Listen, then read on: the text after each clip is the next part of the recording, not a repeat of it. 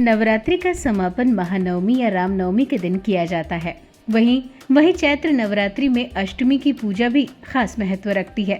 इन दोनों ही दिनों में कन्या पूजन करने का विधान है। कहते हैं कि महाअष्टमी या महानवमी के दिन कन्याओं को घर में आदर स्वरूप आमंत्रित करने के बाद देवी का रूप मानकर उनके चरणों को जल से धोकर घर में बैठाया जाता है, उन्हें भोजन कराया जाता है, श्रृंगार का सामान उपहार में दिया जाता है।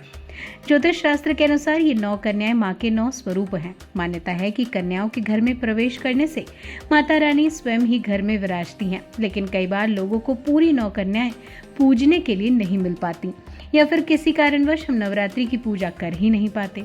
ऐसे में लोग कंफ्यूज रहते हैं, क्योंकि मान्यता है कि नवरात्रि के व्रत का समापन 9 कन्याओं को भोजन कराने के बाद ही पूरा होता है। लेकिन अगर किसी कारणवश आपको 9 कन्या ना मिले या फिर कन्या पूजन करने में आप असमर्थ हैं, तो ऐसे में क्या करें, इस वीडियो में बताते हैं। कन्या पूजन के दिन माँ दुर्गा को हलवा, चने की सब्जी और पूरी का भोग जरूर लगाएं। लेकिन अगर कन्याओं को भोजन कराने में असमर्थ हैं, तो दुर्गा सप्तशती में वर्णित है कि आप माँ को लगाए भोग का अंश छत पर पक्षियों के लिए भी रख सकते हैं।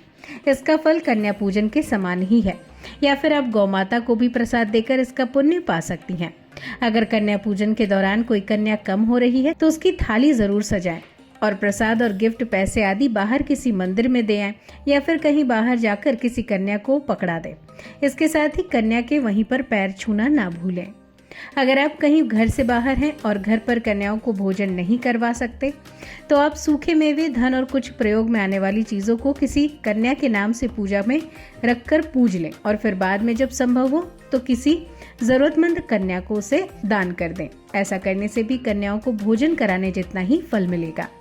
कन्या पूजन में इस बात का ध्यान जरूर रखें कि कन्याओं की उम्र 2 से 10 साल तक की ही होनी चाहिए। 10 साल से ऊपर की कन्या नहीं होनी चाहिए।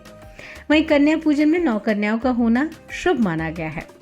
फिलहाल इस वीडियो में इतना ही। वीडियो को लाइक और शेयर करें, साथ ही चैनल को सब्सक्राइब करना ना भूलें।